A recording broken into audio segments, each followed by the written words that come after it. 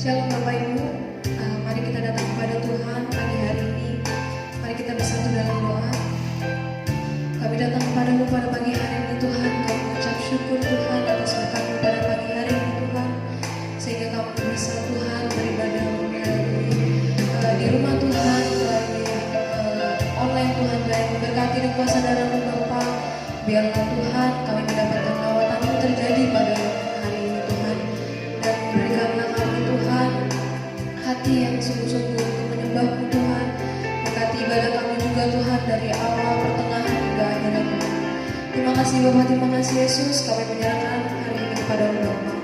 Di dalam nama Tuhan Yesus kami ucap syukur. Haleluya. Amin.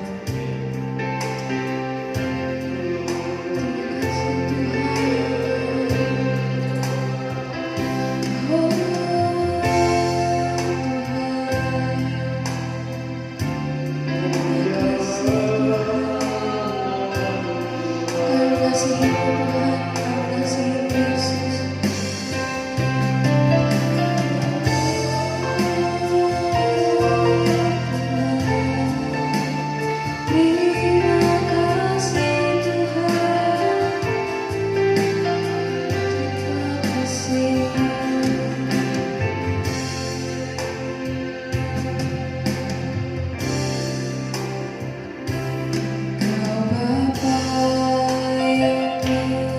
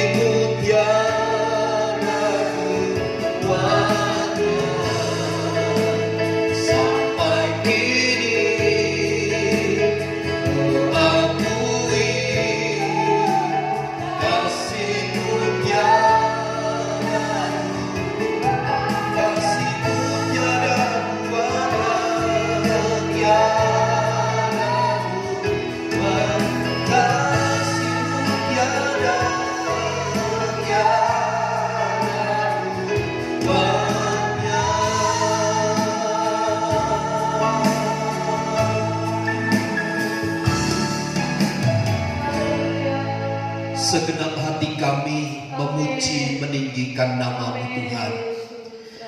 Kami tahu setiap pujian dan penyembahan yang kami naikkan kepada Tuhan adalah persembahan pujian yang menyenangkan dan mengagumkan hati Tuhan.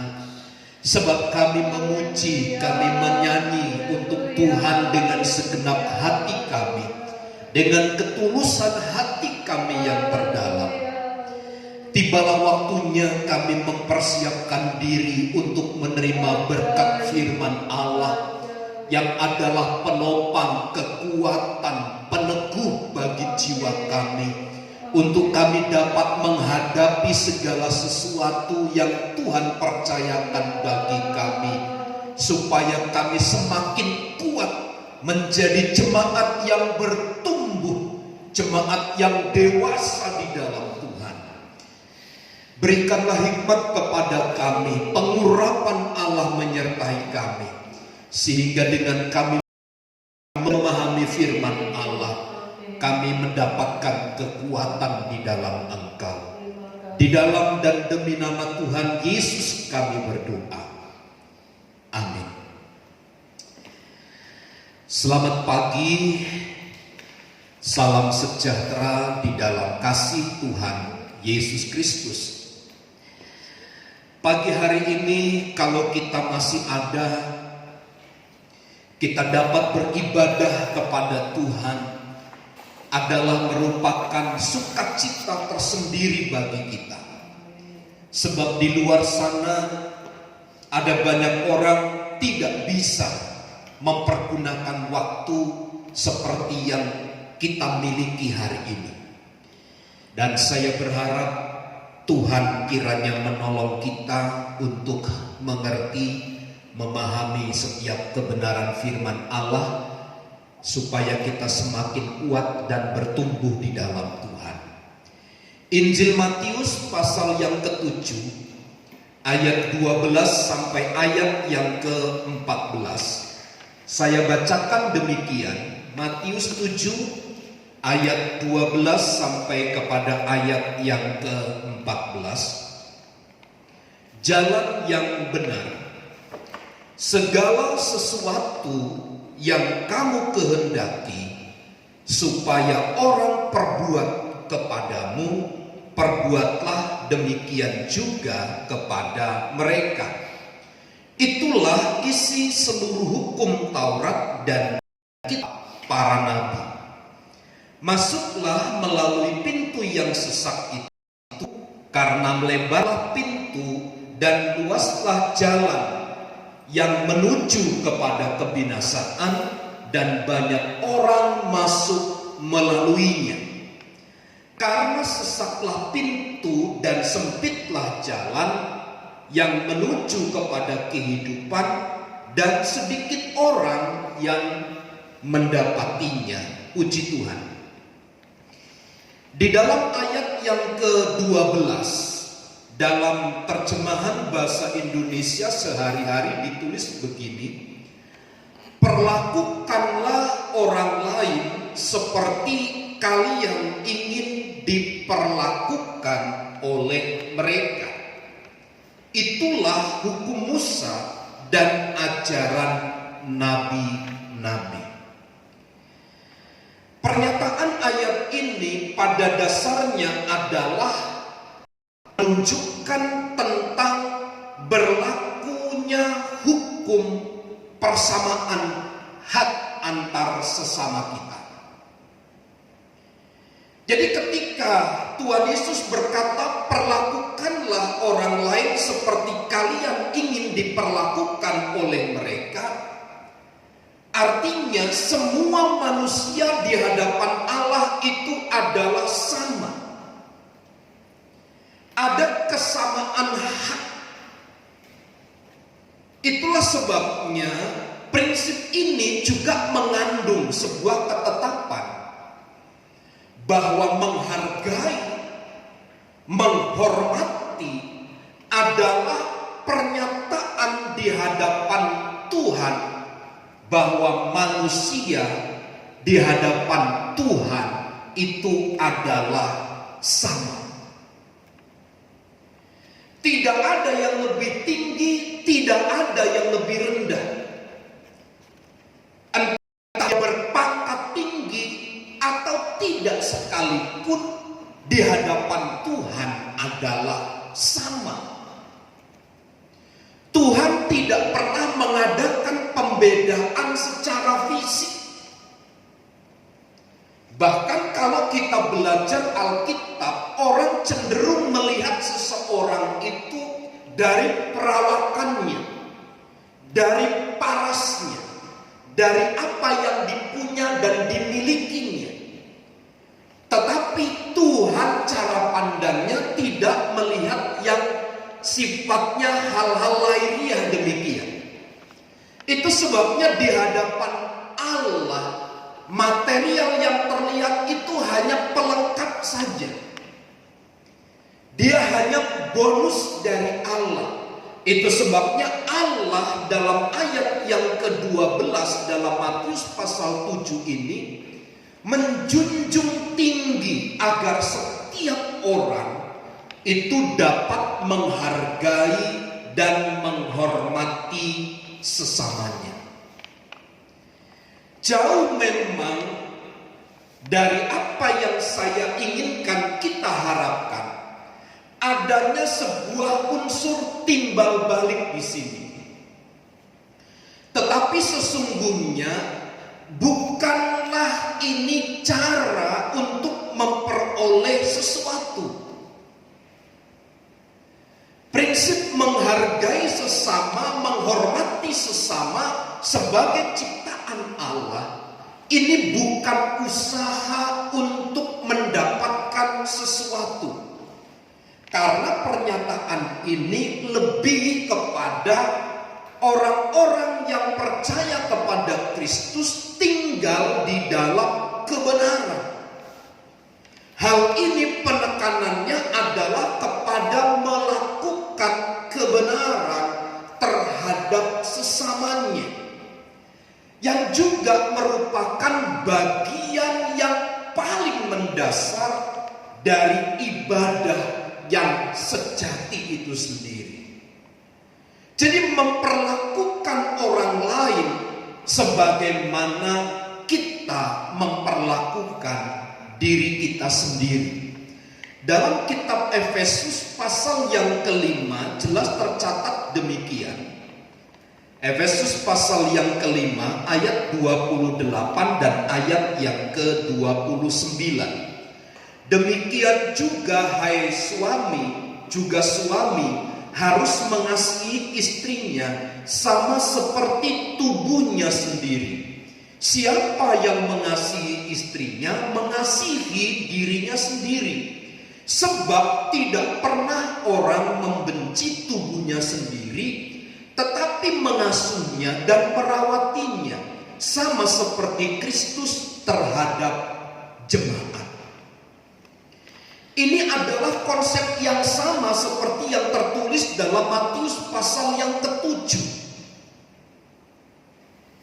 Sebagai bentuk kita menghargai, menghormati orang lain, itu tandanya juga kita sedang menghargai dan menghormati diri kita sendiri.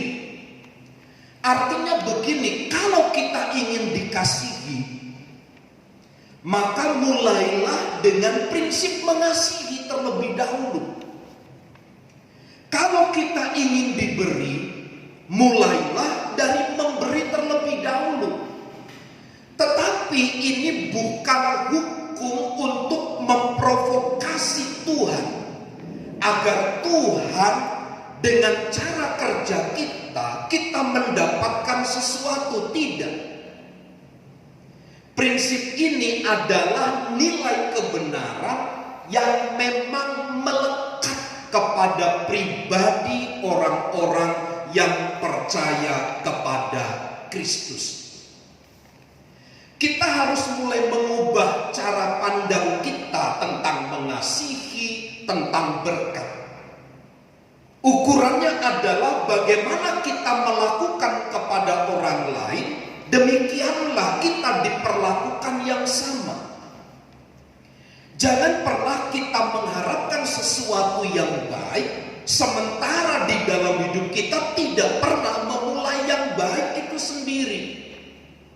Sekali lagi, berlaku demikian bukanlah sarana provokasi untuk Tuhan melimpahkan, mengalirkan berkat-Nya kepada kita. Tetapi sikap ini lebih kepada sesuatu yang sifatnya permanen, menjadi habit, menjadi karakter bagi kita yang percaya kepada Kristus. Sementara konsep dunia berbeda, maunya dikasihi, maunya diberi, maunya diperlakukan sebaik-baiknya. Kita harus menempatkan diri sebagaimana Kristus menjunjung tinggi nilai kebenaran, dan Dia harapkan itu diterapkan di dalam kehidupan kita. Kalau kita mengasihi kepada orang yang telah mengasihi kita, kata Alkitab, apa upahmu? Di dalam Matius pasal yang kelima ayat yang ke-46. Apabila kamu mengasihi orang yang mengasihi kamu, apakah upahmu? Bukankah pemungut cukai juga berbuat demikian? Kalau kita mengenakan prinsip dunia yang hanya dikasihi, yang mau hanya diberi, apa upah kita? Bukankah itu juga dilakukan oleh orang-orang yang tidak mengenal Allah? Itu Matius pasal 5 ayat 46. Apabila kita mengasihi orang yang telah mengasihi kita, apa upahnya? Bukan demikian kehidupan Kristen. Tetapi kehidupan Kristen adalah menempatkan orang lain itu pada tingkat setara dengan kita. Atau mungkin saya ambil pemaknaan dari kitab Ibrani begini. Sedikit kita ini posisinya lebih rendah dari mereka. Artinya kita sedang menjunjung tinggi pihak-pihak lain, orang-orang yang di luar kita. Nah, dengan demikian Bapak Ibu Saudara, inilah yang disebut di dalam Matius pasal 20 ayat 28. Aku datang bukan untuk dilayani, melainkan untuk melayani. Bahkan di dalam ayat 26-nya, barang siapa di antara kamu yang ingin menjadi terbesar, mulailah dari pelayan. Jadilah pelayan bagi mereka. Ada satu kesimpulan yang dapat kita pahami, yang dapat kita tarik untuk sementara, bahwa hidup yang dikehendaki bagi kita yang percaya kepada Kristus adalah bagaimana kita menempatkan diri serendah-rendahnya dan menganggap orang lain itu lebih tinggi dari kita. Itu adalah hukum yang tercatat, itu adalah ketetapan yang tertulis. Seperti inilah kehidupan Kristiani. Seperti inilah nilai kehidupan kekristenan itu yang sesungguhnya. Memperlakukan orang lain dengan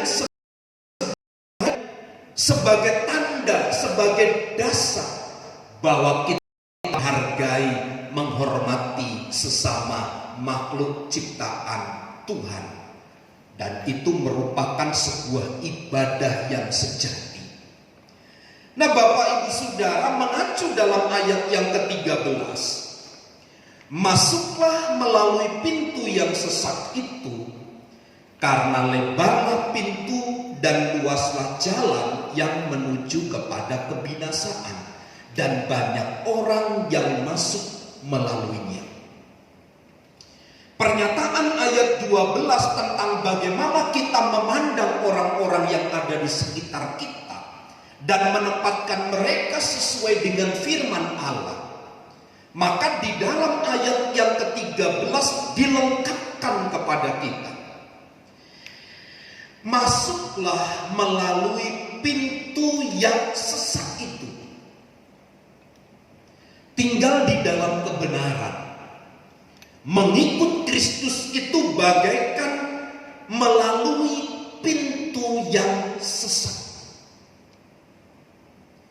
Kita dapat memaknakan, kita dapat mengambil arti daripada ayat 13, masuklah melalui pintu yang sesat itu. Dengan kata lain, di dalam konteks ayat ini, kita harus merelakan diri kita, merendahkan diri kita, mengosongkan diri kita sendiri. Bukankah demikian ketika Tuhan Yesus memanggil murid-murid yang pertama, kepada Andreas, kepada Simon, kepada Zebedeus, dan kepada yang lain? Yesus berkata, dipanggil murid bersama-sama meninggalkan segala sesuatu. Dan menjadi penting kemudian mereka mengikut.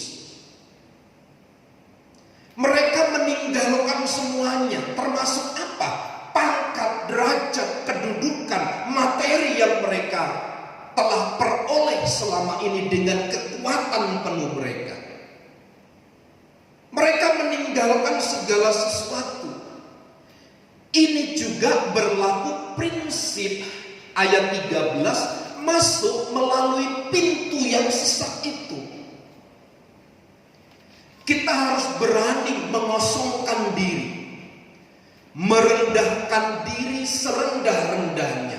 Inilah panggilan kita sebagai anak-anak Tuhan untuk mengikut Kristus. Bukankah Paulus juga mengkonfirmasi ayat ini dengan berkata, aku melupakan apa yang di belakangku dan mengarahkan diri kepada apa yang di hadapanku.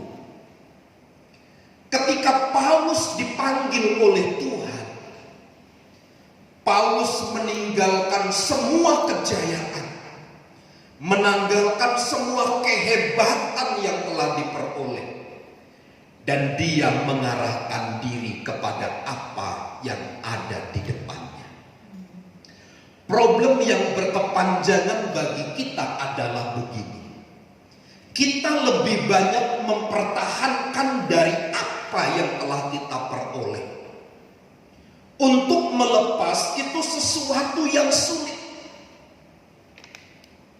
Karena kita telah berusaha dengan kekuatan kita. Tetapi Alkitab berbeda memandangnya. Kalau mengikut Kristus harus rela merendahkan diri, rela mengosongkan diri. Kehebatan, kebanggaan yang lama itu adalah sampah bagi Rasul Paulus. Dan yang terlebih sekarang adalah bagaimana memandang, mengarahkan mata ini ke depan, kepada sebuah tujuan yang lebih mulia, kepada tujuan yang kekal, kepada tujuan yang abadi. Sebab hal-hal yang kita pertahankan di dalam dunia itu ngengat dan karat akan merusakkannya. Tetapi ketika kita mengikuti Tuhan dan mengikuti panggilannya, kita sedang ada di dalam panggilan yang suci dan kudus, yang sifatnya kekal dan abadi. Kadangkala untuk sebuah kerelaan, kita harus mengorbankan banyak hal. Untuk mengosongkan diri itu sesuatu yang sulit. Untuk membuat segala sesuatu nol di hadapan Allah itu cukup berat, membutuhkan sebuah perjuangan yang berat.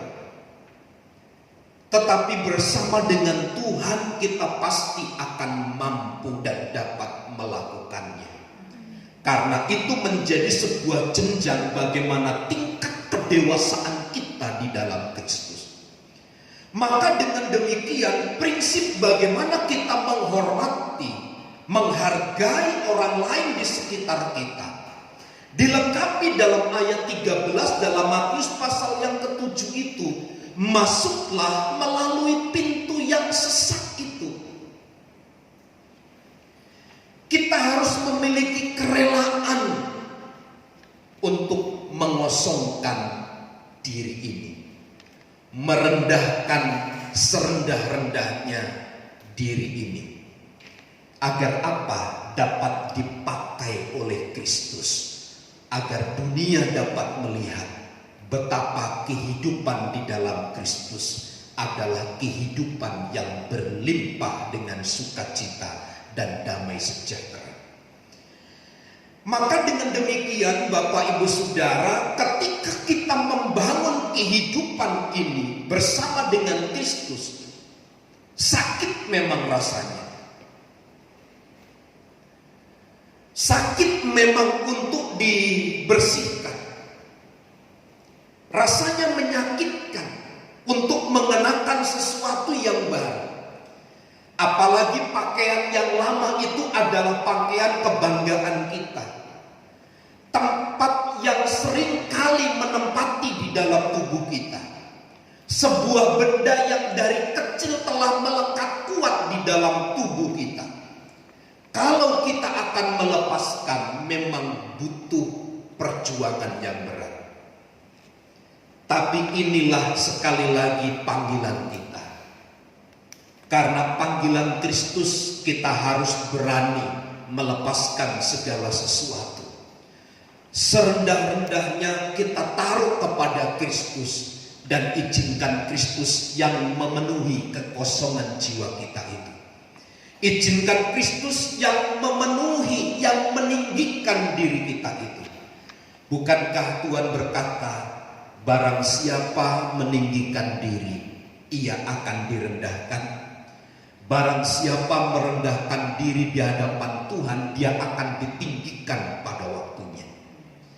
Inilah prinsip yang harus kita bangun. Cara kita naik ke atas, diangkat oleh Tuhan, adalah dengan cara kita turun ke bawah. Turun ke bawah maksud saya adalah merendahkan diri, mengosongkan diri, merelakan segala sesuatu untuk Tuhan ubah dan bentuk. Kalau sudah demikian, maka kehidupan yang baik, kehidupan yang sejahtera di dalam Allah itu akan kita nikmati. Di dalam ayat 14, karena sesaklah pintu dan sempitlah jalan yang menuju kepada kehidupan, dan sedikit orang yang mendapatinya.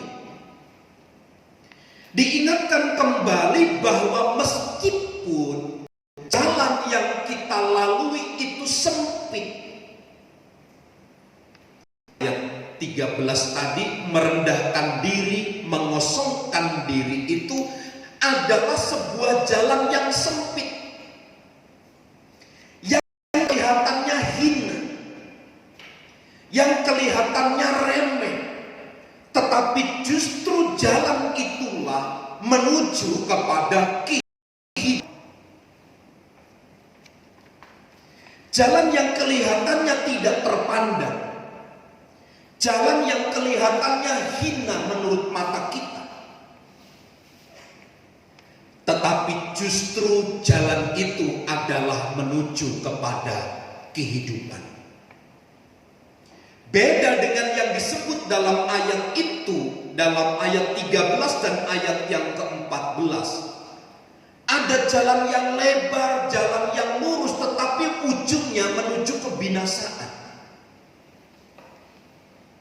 Segala sesuatu di hadapan Tuhan untuk mengiring Tuhan itu perlu dikikis setiap hari, perlu dipotong, perlu dibersihkan, agar kita menjadi pribadi yang murni, menjadi pribadi yang tulus di hadapan Allah. Jalan yang terjal, jalan yang sempit, yang terlihat hina, yang terlihat remeh, dipandang sebelah mata, justru jalan itu menuju sebuah kehidupan. Bukankah dalam perjalanan Tuhan Yesus demikian? Dia adalah Allah, sang pemilik segala sesuatu. Harus turun ke dalam dunia, menjelma menjadi manusia sama seperti kita, yang merasakan kesakitan. Penderitaan dimulai dari mana? Sejak dia lahir di dalam palungan domba. Itu adalah sesuatu yang dianggap remeh, yang dianggap rendah, yang dipandang hina. Sampai harus diperlakukan tidak adil, mati di atas kayu salib. Itu pun sesuatu yang dipandang hina, dipandang remeh. Tetapi pada hari ketiga dia bangkit dari kematian, duduk di kanan Allah Bapa, bersemayam di dalam kerajaan sorga. Yang demikian inilah yang dimaksud dengan jalan yang menuju kepada sebuah kehidupan. Mungkin menurut manusia memandangnya sederhana, dipandang oleh manusia tidak baik, dipandang remeh, tetapi justru itulah jalan yang menuju kepada sebuah kehidupan. Pertanyaannya, hanya sedikit orang yang mau mengikuti jalan itu, kata Alkitab di dalam ayat 14 bagian terakhir. Sedikit orang yang mendapatinya. Artinya siapa yang mau? Kalau diperhadapkan kepada kita antara jalan yang lebar dan jalan yang sempit, sebagian besar kita akan memilih jalan yang lebar, jalan yang rata, jalan yang dipandang baik. Sebagian besar akan memilih jalan itu. Tetapi sedikit orang yang akan melalui jalan yang sempit, berbatu-batu, terjal, kelihatan remeh, kelihatan hina. Tetapi justru jalan yang sempit itulah menuju kepada kehidupan.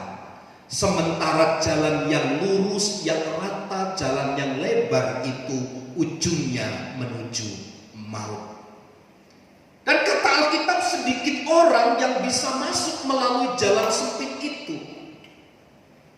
Karena memang tidak mudah.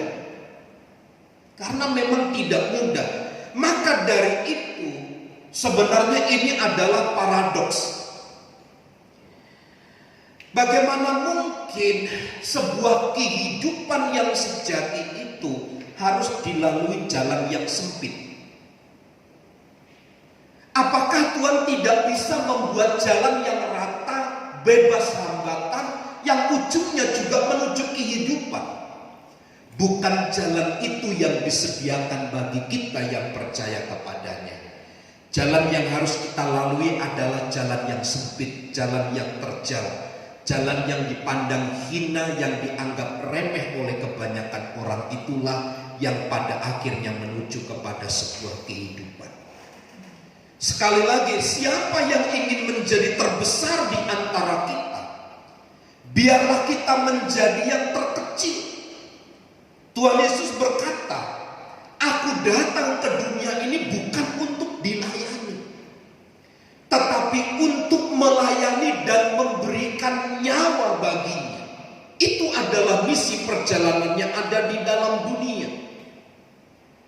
Sebagai seorang pemimpin yang ingin menjadi pemimpin, biarlah mereka mulai menjadi hamba bagi sesamanya. Siapa yang mau mengasihi harus siap disakiti, harus siap dikecewakan, harus mau dianggap rendah, mungkin juga harus mau dianggap kosong, tidak ada harga, tidak ada nilai. Tetapi itulah jalan yang ditempuh oleh orang-orang yang percaya kepada Kristus, yang ujungnya menuju kepada sebuah kehidupan. Saya simpulkan sederhana, mari kita memandang orang-orang yang ada di sekitar kita itu adalah sebagai yang sama dengan kita. Atau bahkan mungkin kita harus menganggap diri kita lebih rendah dari orang lain. Karena jalan itulah yang menuju kepada kehidupan yang dikehendaki oleh Tuhan bagi kita. Inilah jalan yang benar di mana Kristus peruntukkan bagi kita yang percaya kepadanya. Sebab akhir dari perjalanan masuk pintu yang sulit itu, yang sesak di mana kita harus merendahkan diri, rela dan mengosongkan diri itu, ujungnya menuju kepada sebuah kebahagiaan, sebuah kehidupan yang baik, yang tidak pernah terbayang terpikirkan oleh kita. Saya berdoa kiranya Tuhan menolong dan memampukan kita untuk mengerti dan mampu menerapkan prinsip kebenaran ini, sehingga kita semakin bertumbuh di dalam Tuhan. Tuhan Yesus memberkati. Mari kita berdoa. Allah yang mengasihi kami di dalam Yesus Kristus Tuhan, Allah yang mengajarkan kepada kami sebuah jalan kebenaran, sebuah hukum-hukum yang patut kami jalankan di dalam kehidupan kami. Ada kalanya kami dipandang sebelah mata, ada kalanya kami harus dipandang remeh, ada kalanya kami harus dipandang hina. Tetapi kuatkan dan mampukanlah kami, sebab itu adalah jalan yang Engkau kehendaki, agar kami semakin melihat kemuliaan Allah. Kehidupan yang baik itu dinyatakan bagi kami.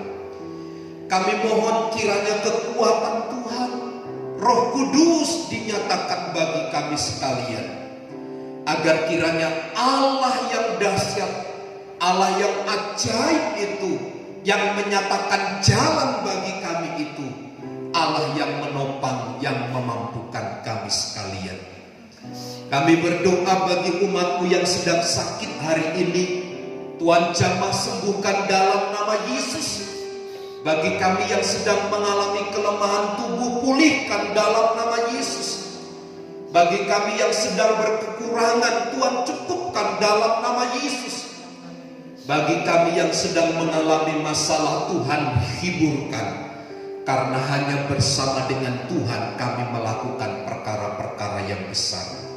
Kami mohon kekuatan dan pertolongan Allah menyertai kami sekalian dari hari ini sampai selama-lamanya. Berkatilah bangsa dan negara kami. Diberkatilah pemimpin-pemimpin bangsa kami dari pusat sampai daerah.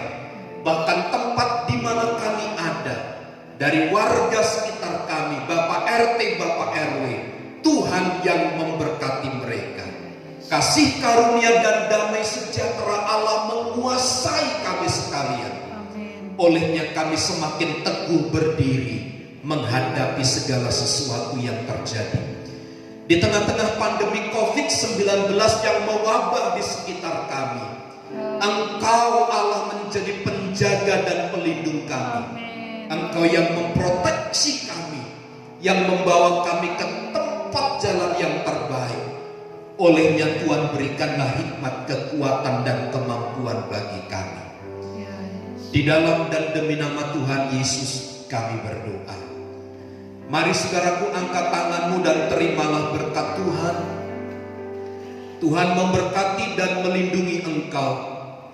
Tuhan menyinari engkau dengan wajahnya dan memberi engkau kasih karunia. Tuhan menghadapkan wajahnya kepadamu dan memberi engkau damai sejahtera. Kiranya kasih karunia Tuhan Yesus Kristus dan kasih Allah serta persekutuan Roh Kudus menyertai kita sekalian saat ini dan sampai selama-lamanya. Di dalam nama Tuhan Yesus, setiap kita yang diberkati bersama katakan amin. Bapa, terima kasih. Bapa, terima kasih.